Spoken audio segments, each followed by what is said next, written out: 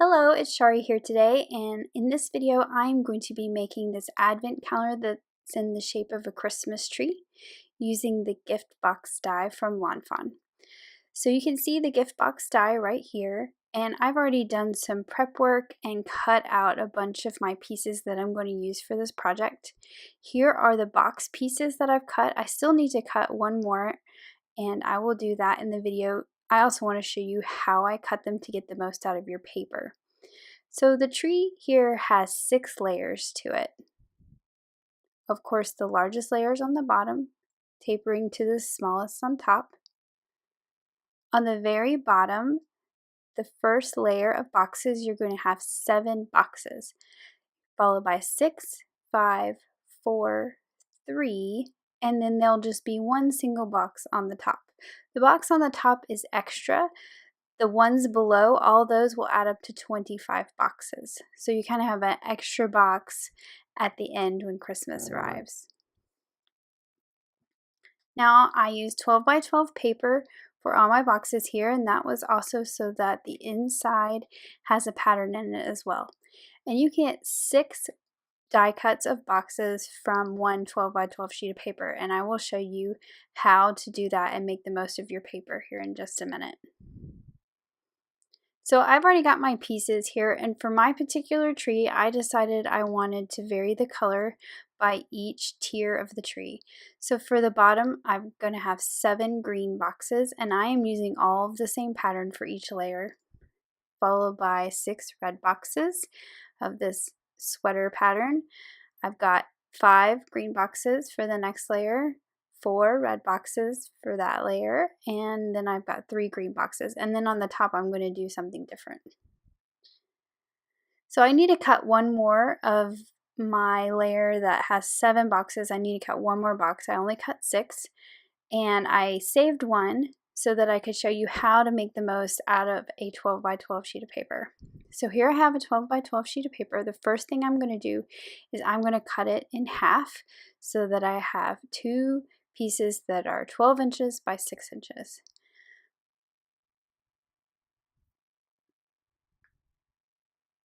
You're going to be able to get 3 boxes out of this half sheet of 12 by 12 paper. You want to take your die and put it as close to the edge as possible and center it up in that 6-inch direction.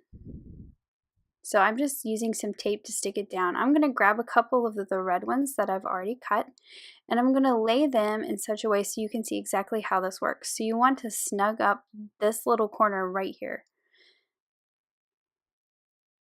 And if you do that, snug those right next to each other, right inside each other, you can get 3 pieces out of a half sheet of 12 by 12 paper, making 6 pieces out of a whole sheet. So I'm going to assemble a box here. These are very easy to do. You just fold on all those score lines that the die already cuts.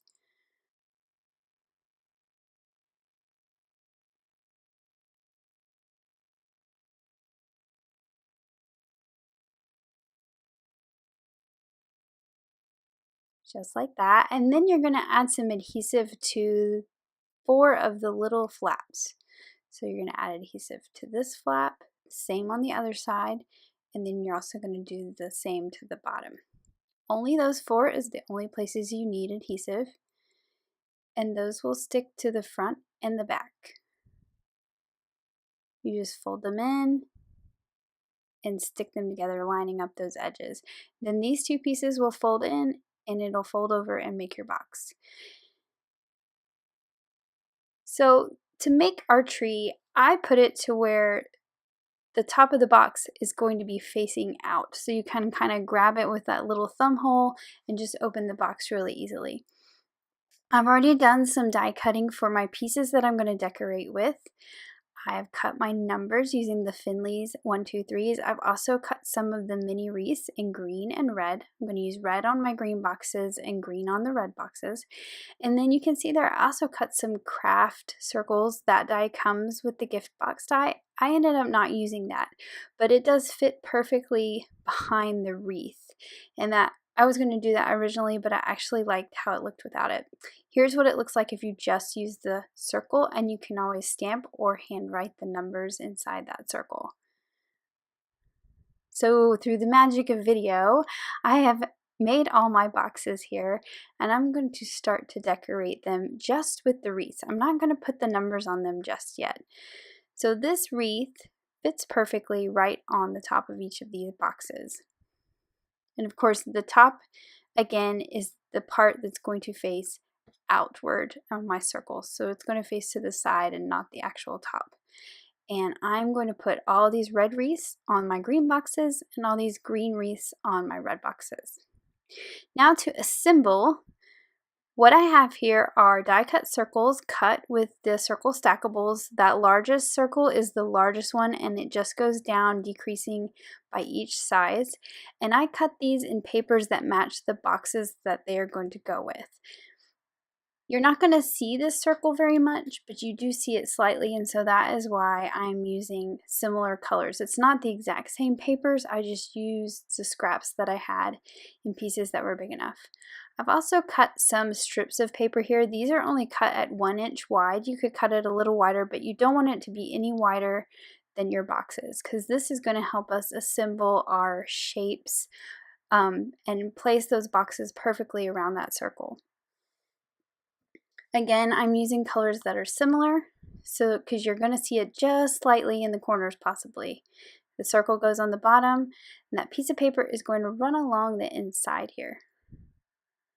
So these boxes are 1.5 inches wide, and so the easiest way to kind of make these oddly shaped polygons, you know, a 7-sided polygon is not something we make very often, not like a square or a triangle.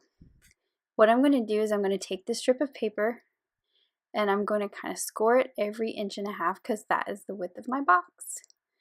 And this will help me bend my polygon around, make it perfect, and then I'll glue it to the circle to keep it in place and stabilize it.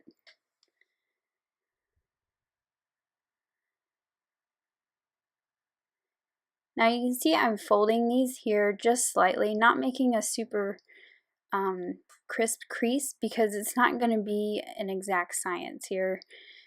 I know these boxes are only 1.5 inches wide, but when you start putting this on the strip, it doesn't always end up right at the folds perfectly.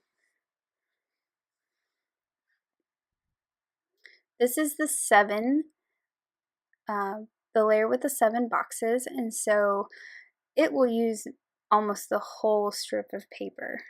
The other ones will end up being shorter. So what you want to do is, since this one actually has a green side and a white side, I want to make sure the green side faces out, like if you saw it between the boxes and you saw a little bit of color, that you're going to see the green. So the inside is going to be white, but you're never going to see that part. It's going to get covered up by the layer above it. So on this one, I use liquid glue, and I'm just lining these up right next to each other, right on the strip of paper. You're going to see here when I start to do the other layers, I actually switched over to a tape runner and didn't use the liquid glue just because I didn't have to wait for it to dry. It actually worked a little better when I picked it up to make that circle of boxes. So I'm just going to line them all up right on there, and then you can see if I have my score lines, once you turn it on its side, it's easy to sort of bend it and make that polygon.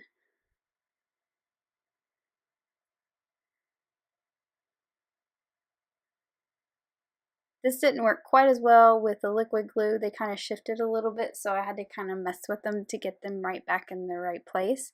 But it does get a little easier if you use the tape runner. So now that I've got this shape, I can kind of line it up on my grid mat, sort of make sure it's even. And this is the bottom side that's facing up right now. So I'm just going to put a little glue on the very inside edge of the boxes. You don't want it out too far because this circle is only going to touch the inside edges. You can put that circle down right there and just make sure it's pretty even.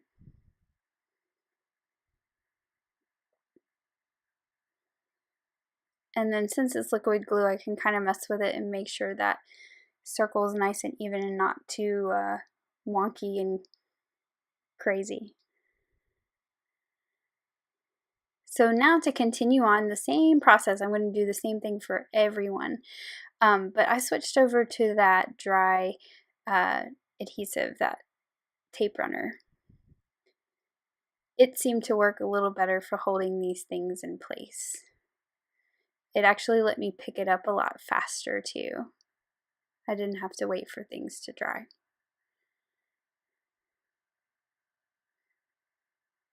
I also found that it worked well to kind of pick it up and fold those as I go versus folding them ahead of time. I did score them, but I didn't necessarily fold them ahead of time because it doesn't always end up in exactly the right place. So you can see there, I've got all my folds right between my boxes. This one was a little off, and with that dry adhesive, I can just kind of pull it off, and then I can trim off this extra piece that I've got hanging out here.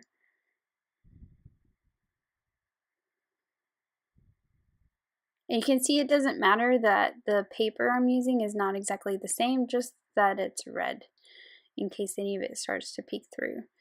So I can make that 6-sided polygon, that hexagon there, flip it over, add a little liquid glue, and then add that circle to the bottom. You can put the circle on top, or you can flip it over and lay it on the circle, whatever is easiest for you and you find that works best for you.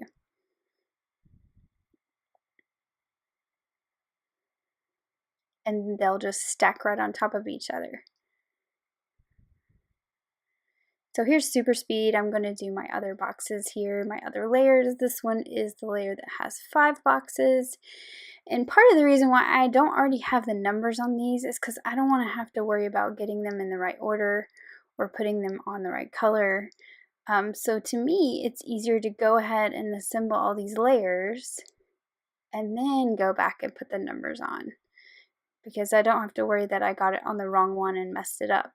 Now, that being said, you can also just put them in any order you want. I started at the bottom and did 1 through 7 on the bottom layer and then worked my way up, but it could be completely random. That could be fun to have to search for the next number for the next day as we count down to Christmas. It gets much easier the less you have. There was 4, and this is going to be the layer with 3, so this one's going to be super easy to put together. Like I said before, each of those circles are die cut just with the next size down in the circle stackables. And it works out perfectly fitting with each layer. And they stack on top of each other just like this. Now that I have my layers together, I'm going to start adding my numbers. I cut these numbers out of some white glitter paper, and I went ahead and made sure that I cut all the numbers that I needed, and I'm just going to go in with some liquid glue and glue those right on top.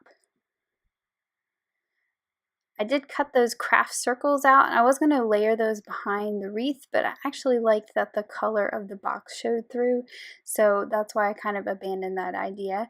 But like I showed you before, you can always stamp or write the number on those if you don't have numbers to die cut, and you can add your numbers to the boxes that way as well. Now for the top, I've cut a box out of this white sweater pattern paper here. I've also cut 2 of the tiny tags in the star shape out of some yellow cardstock, and I'm going to just stamp the little "Do not open until December 25th" on one of the stars here. This is from the Tiny Tag Saying stamp set. You could actually stamp it on both sides if you wanted. Or you could stamp something different on each side, or not stamp anything on it at all.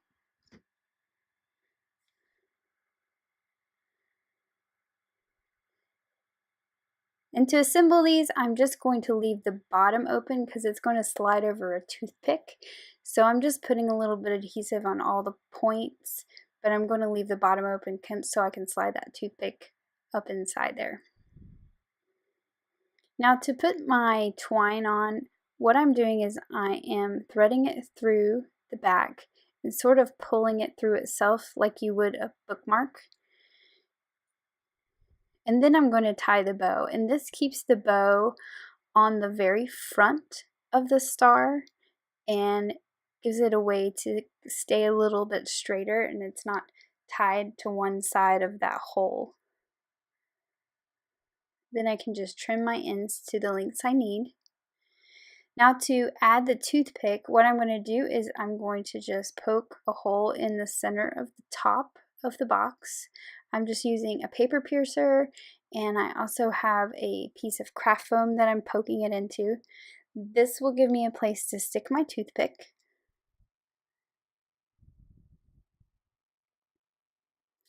And I'm going to need to trim that toothpick off because it's a little too tall. You could stick it in there and put it all the way in there and not glue it down at all if you didn't want to, but I want to make it a little more stable and so you can open it without a toothpick stabbing you. Just like this, and then we're going to finish it off. I'll show you how to do that in just a second.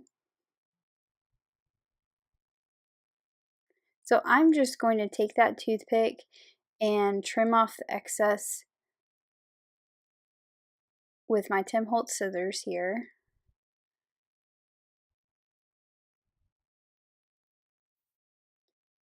So I've just put that toothpick through the hole just so a little bit sticks out on the underside, and I'm going to add a glob of hot glue here to hold it in place. And then I'm going to cover up that glue just with a die cut red heart. This is cut with a heart die that's included with the gift box set, and it's just a nice way to cover up that glue and sort of finish it off. You have a cute little surprise when you open up the box and there's a little heart there. Now, you just stack all these layers together. You could glue them together if you want them to be a little more stable. I didn't glue mine together so that you could unstack them for storage purposes. So here's a look at that tree, that Advent tree. Here's a closer look at those glittery numbers, excuse me. And here's a look at the two different ones together. Thanks for watching. Have an amazing day. Bye.